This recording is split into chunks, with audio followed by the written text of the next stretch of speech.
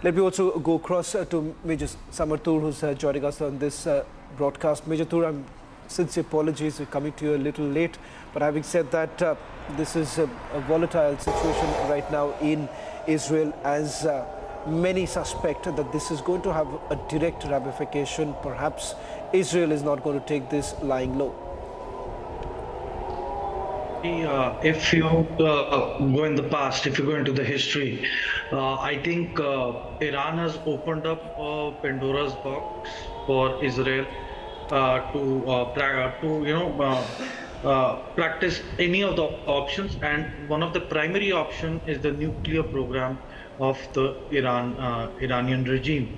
So if you go back and you know about Operation Orchard, so same, it's going to be a repeat. They did that with Iraq, and now they are going to do it with Iran. So Iran should mentally be prepared for any eventuality now. And as far as the missiles are concerned, see, they already have S-400 to counter any air intrusion by the Israelis or the Americans. Secondly, the air defense system that they have, Israel has, is Arrow. So the moment a certain missile is launched from the surface of Iran, so Arrow has a detection system of 2,400 kilometers, and the distance from Tehran to Israel is, around 1,800 kilometers. So it still has a buffer of 300 to 400 kilometers. So the Arrow system is very effective, and I'm sure that majority of the missiles, it would have already countered over the sea, or else over Yemen or over Iraq. But as you know that there's a missile called Fateh, which was declared open to public last year. It travels 15 times the speed of sound, and it is a replica of the Russian missile called Kezal. So, and as you can see by the visuals, that the amount of the kind of speed that these missiles have, they are hypersonic. They are easily going beyond 5 Mach as the speed. So definitely Israel has been overwhelmed by these attacks, and probably the damage assessment will be potent enough for Israel to carry out heavy airstrike. It could be a matter of dawn, that there can be a pre-dawn air attack onto the Iranians, where they might be expecting it the least, or could be in the coming days Iran carries it out in a very tactical manner with the deception of the American forces moving in and around Yemen and the Gulf of Aden. So yes, the situation is very fragile and volatile, and it is going to definitely escalate. It's not going to go down from here on. Well, and yes, Iran's nuclear program is going to be the top target now for the Israel Defense Forces. Well, in fact, Deepak, there's also a statement that has been put out by the IDF, and that's the latest coming in, where they say that a situational assessment has already been done, and currently it has been decided that it is now permitted to leave the protected spaces in all areas across the country. So there is some development taking place. Situation appears to be under control. There is also another statement that has been made right now with the idea of saying that they have eliminated Tu al-Fakar Hinawi, that's the commander of the Imam Hussein division. So that's also as they are also dealing with the situation, Deepak, right now with the missiles being rained in. You have their operations in Lebanon still continuing.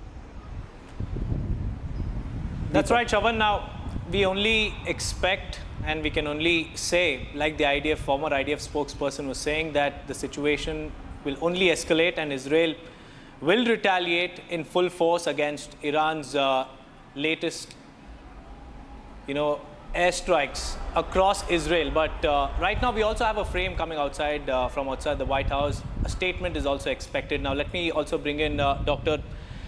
Shubhda Chaudhary, who is the founder of Middle East Insights platform. Many thanks for joining us, Dr. Chaudhary. How do you see the situation panning out? Is there an end game? If yes, how soon? So, thank you so much for inviting me. The first point I would like to say that Iran had initially also on 13th of April attacked on Israel. How is that attack different from this one? Because 2 days before, US, Israel, all of them were informed via Switzerland, Turkey, and other partners that Iran is going to attack. That is why there was only one injury in the Negev desert of a Bedouin girl. This time the attack is different because it was not told, though the Iranian officials and the social media is stating that they had informed US and Russia before the attack. Both US and Russia. Now the Iranian media is also stating that the Israeli Prime Minister Benjamin Netanyahu and other Israeli ministers have gone underground in Quds city. No one knows where they are. They're also alleging that Israel itself is using human shields by populating itself and other personnels in the populated regions of Tel Aviv. At the same time, what is not being reported is that there was also a militant attack in southern Tel Aviv, in Jaffa right now, 1 hour before. 8 civilians were injured. The 2 militants have been neutralized. Now, how is this going to be different? This was expected to happen because after the assassination of Hassan Nasrallah, be it Ismail Haniyeh or Fuad Shukr, there is this entire pent-up anger. Now, US technically sends around 40 to 50,000 troops to the Mediterranean. Right now, there are 6 warships of US in Mediterranean, out of which 2 are very important. That is USS Abraham Lincoln and the USS Truman. Now, US is going to, as said, that they are going to defend their ally. They are acting at the point from defense, not from offense. Israel is going to retaliate again. What was happening every day, every night, according to Indian Standard Time, this now was Israel attacking Lebanon in spite of the assassination of Nasrallah. Now the de-escalation through escalation, another kind of narrative is being played right now. This is going to continue. This is going to continue. Why? Because none of these actors, the maximalist and the absolutist, be it on the side of Israel, be it on the side of Iran, none of them care about humanitarian consequences. It is about rhetoric, the geopolitics of emotions and propaganda, that which side is much more powerful than the other. Coming back to a very important point that is going to be said is, as Sir said, Israel's Iron Dome, Arrow, and David Sling. These are 3 layer upon layer defense system that Israel uses. The 400 ballistic missiles that had been barraged through Iran right now, the Iranian media is stating that the Iron Dome was not successful. Though again, IDF will take time to scrutinize what the result is. Now, what is Iran actually shooting with? They're shooting with drones, they're shooting with cruise missiles, and they're shooting with ballistic missiles. Now, the territory of Iran is very different from that of Iraq or Libya or other countries. They have forests, mountains, and different terrains along with deserts. So from where exactly these missiles are being fired? And that is one of the reasons why the continuous hammering on the Iron Dome, it is not able to succeed. Now, US definitely, like Miller yesterday stated, that we were never interested in having a diplomatic negotiation with Hamas. Hamas didn't come to the table. We want a diplomatic resolution with Lebanon. Right now, they're going to say about what the US-American, foreign policy is.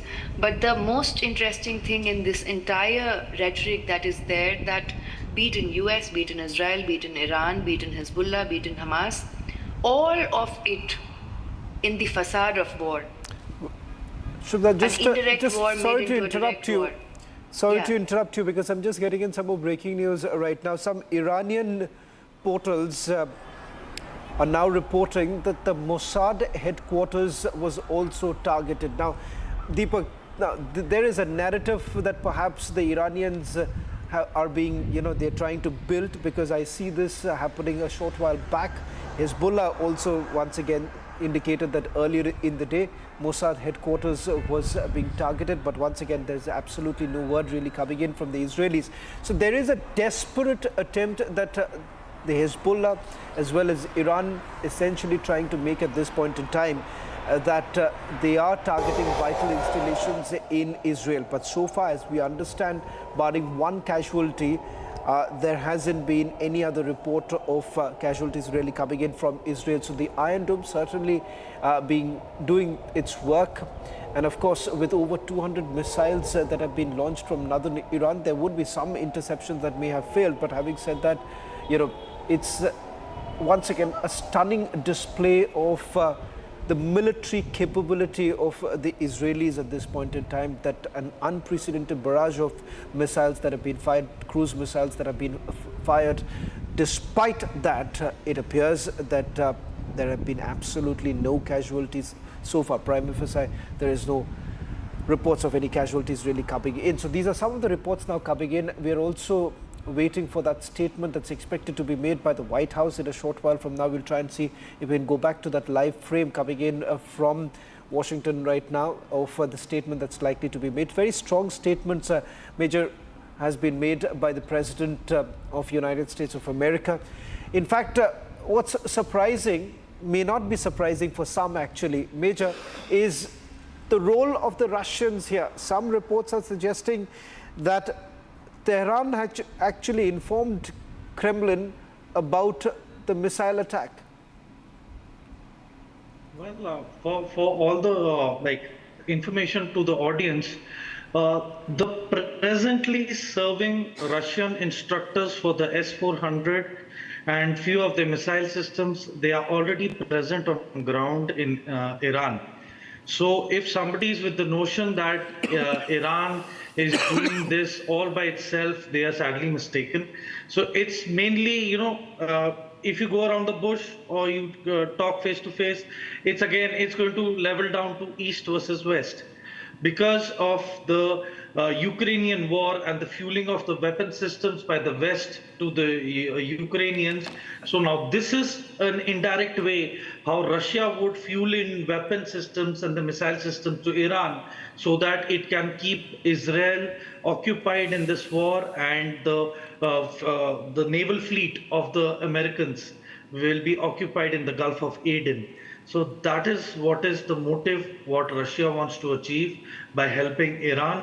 So end of the day, it's going to be again, it's going to be Americans versus the Russians. Here, the only puppets would be the Israelis for the Americans and Iran for the Russians. The arsenal are almost same. They have the Fatah missile, and this attack, I am very confident, that has been carried out by a missile system called Shahab-3, which has a range of 2,000 kilometers. And if they fired it from the most western part of Iran, then probably it takes just around 12 minutes to reach Israel. So, I mean, I'm sure that they had already done the mapping. To talk about the latest in the Middle East, so I'll turn it over to him. Thank you, Corinne, and good afternoon, everyone. I'm here to provide a brief report on the Iranian ballistic missile attack against Israel that occurred earlier today. I can take just a few questions because this is an ongoing situation and I need to get back to my desk. Today, Iran launched nearly 200 ballistic missiles towards targets in Israel. The United States military coordinated closely with the Israeli Defense Forces to help defend Israel against this attack. U.S. naval destroyers joined Israeli air defense units in firing interceptors to shoot down inbound missiles. President Biden and Vice President Harris monitored the attack and the response from the White House Situation Room, joined in person and remotely by their national security team. We are still working with the IDF and the authorities in Israel to assess the impact of the attack. But at this time, and I stress at this time, we do not know of any deaths in Israel. We are tracking the reported death of a Palestinian civilian in Jericho in the West Bank. We do not know of any damage to aircraft or strategic military assets in Israel. In short, based on what we know at this point, this attack appears to have been defeated and ineffective. This was first and foremost the result of the professionalism of the IDF, but in no small part because of the skilled work of the U.S. military and meticulous joint planning in anticipation of the attack. We are also aware of reports of a terrorist attack in Jaffa that took the lives of a number of Israeli civilians and wounded several others today. Our condolences go out to the families of the victims and to the family of the Palestinian civilian in Jericho. Obviously, my update here is based on early reports, and we reserve the right to amend and adjust as necessary as we gather more information. The word fog of war was invented for a situation like this. This is a fluid situation. We will consult with the Israelis on next steps in terms of the response and how to deal with what Iran has just done, and we will continue to monitor for further threats and attacks from Iran and its proxies. We are particularly focused on protecting U.S. service members in the region. And with that, I'll take just a few questions. Yeah. Thanks, Jake.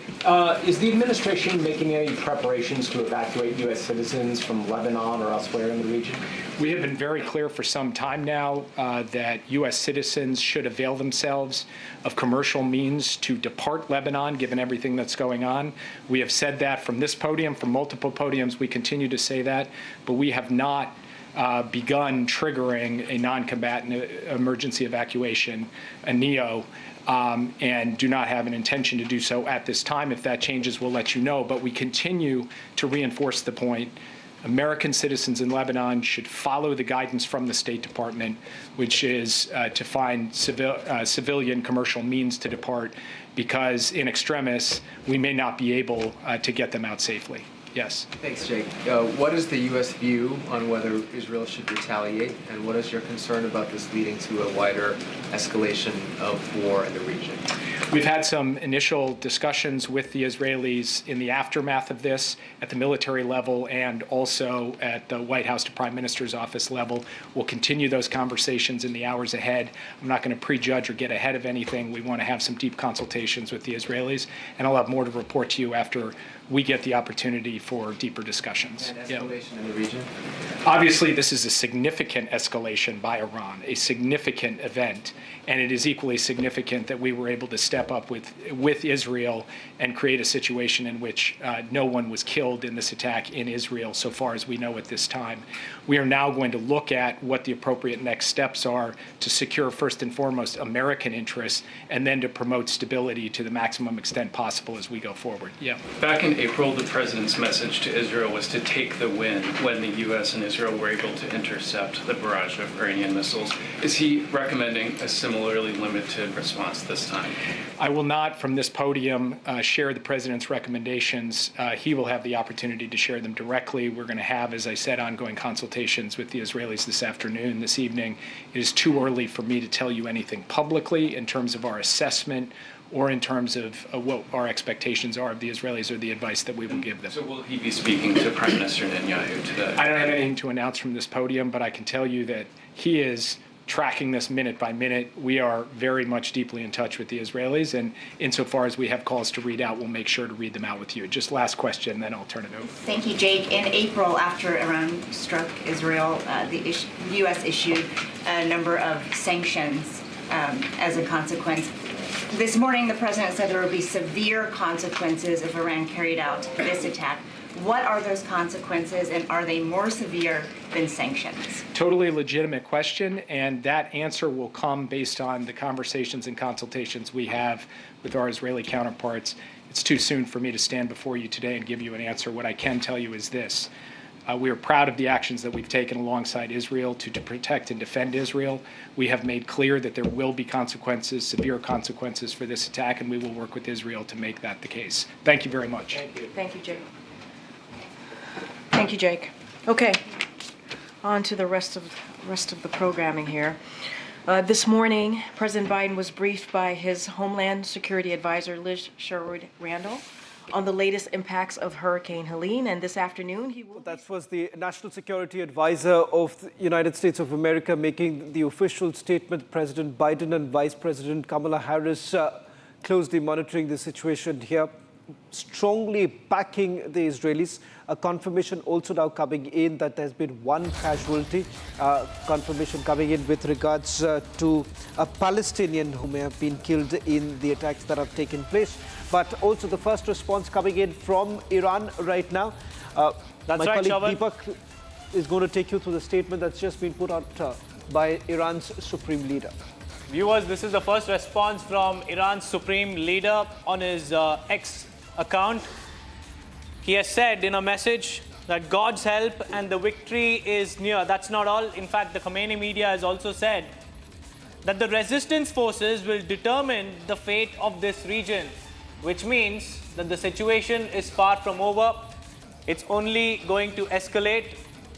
But this is the first response that we have gotten from the Iran's supreme leader, that God's help and the victory is ours. And Khamenei media has also said that the fate of this region will be decided by his forces. What does this mean, Shravan? Well, in fact, Deepak, it's quite clear that there is a local audience that the Supreme Leader is also addressing at this point in time, and I've been pointing this out, that there has been a clear divide even in Iran at this stage. You've heard what Benjamin Netanyahu, while he was addressing to the people of Iran, was largely targeting at those who have gone against the leadership there. So there is a segment, there is a faction within Iran at this point in time which appears to be against the leadership there, against the regime. Major, that perhaps is something that Israel is aware of. The fact that they've been able to carry out the kind of attacks they have in Lebanon would not have been possible had it not been for the kind of infiltration that they've done within the IRGC, as well as, for that matter, Hezbollah. See, after taking out the whole Hezbollah leadership, basically there is no one to head the operations for Hezbollah in Lebanon. So probably this was the last, you could say, or the only desperate SOS call from Hezbollah to the Iranians, that they need some buffer time. So they were probably, or as per military tactics, requested or pressurized Iran to carry out this missile attack so as to deviate or slow down the momentum of operation in southern Lebanon by the Israel forces. Now, the main decisions will be made early morning or during dawn, whether what is the assessment. Now, as we see these missile strikes, what I contemplate is they could be the communication systems, they could be the oil rigs, which majority of the news channels are already reporting that they are the oil reserve depots which have been targeted. So, and the power stations. So these are the three criticalities, communication and power and oil. So these are the three things which usually keep the communication and the systems, streamlined during war. So this is what they have targeted. If they wanted to target the civilian areas, then you see the fall of these missiles are, in a very closed group formation. They are not spreading out entirely. So these missiles definitely had specified designated targets of military importance, like airfields or their oil depots. So I think we'll get a better picture early morning now from the IDF. Well, thank you very much, Major Samarthur, for joining us on this broadcast. Tense moments right now as the escalation that we are witnessing right now in West Asia. Will there be a response really coming in from Israel? From all the statements that have been made so far, there is a clear indication that Israel perhaps is not going to take this lying low. And with the United States of America coming out in full support of its ally, it appears that this perhaps would see another stage, another level, perhaps in the days to come.